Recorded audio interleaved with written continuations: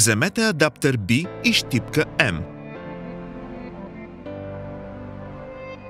Повдигнете рамото на чистачката. Ако не е възможно, моля, консултирайте се с ръководството на автомобила си. Отстранете износената чистачка. Уверете се, че предното ви стъкло е напълно чисто.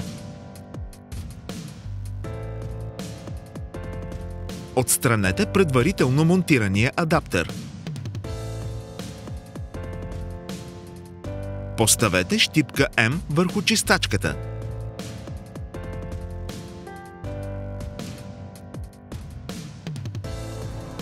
Захванете адаптер B на новата чистачка.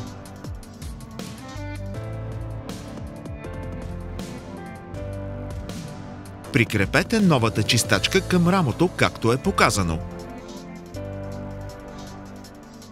Поставете чистачката върху предното стъкло.